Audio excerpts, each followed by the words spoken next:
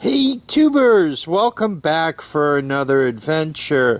Hopefully everybody remembers the Kawasaki Lakota. This is a Kawasaki Lakota. I believe it's an '04, and it's been with friends and family since it's been new.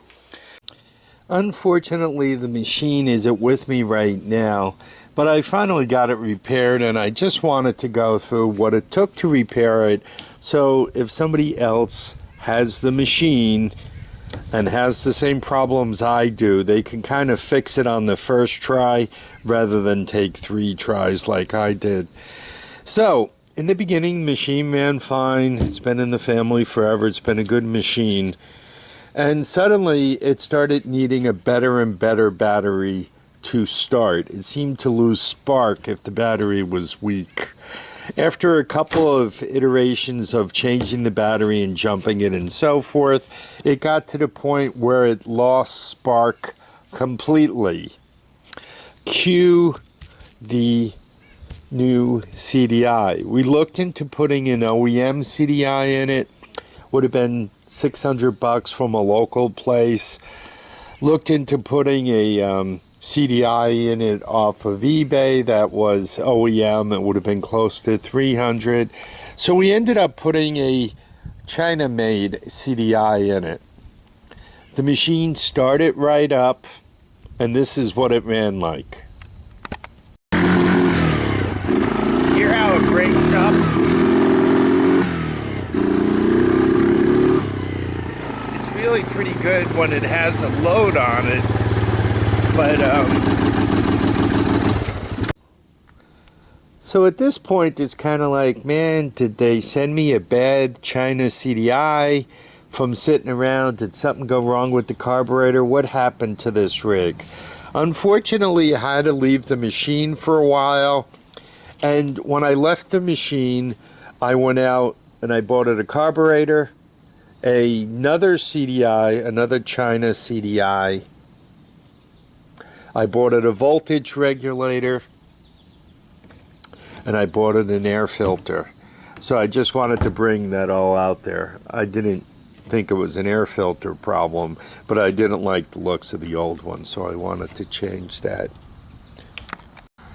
Research and comments indicated that the Lakota is known to have the voltage regulator go bad, and that cooks the CDI.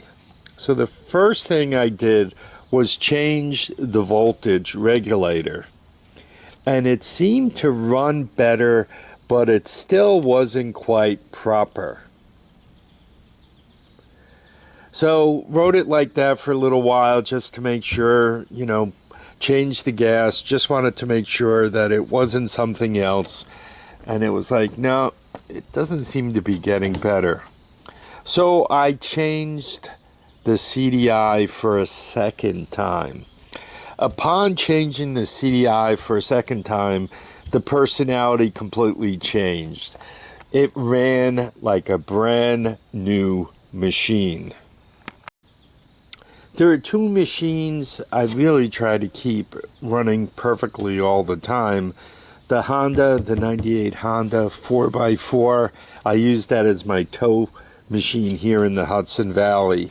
And the Lakota out in Pennsylvania, that does a lot of yard work and it provides family entertainment. So getting that running again was very important to me.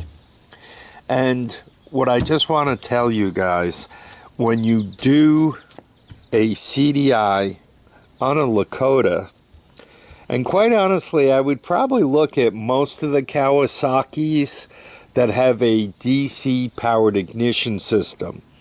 You could tell if a ATV or motorcycle has a DC powered ignition system, because typically there are only 2 wires that go to the key switch, not 4.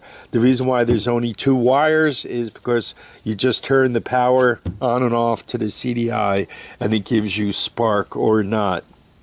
If you have an AC powered CDI, you don't turn the power on and off, you turn the CDI on and off. You typically short a wire to ground, and that is what shuts down your ignition system.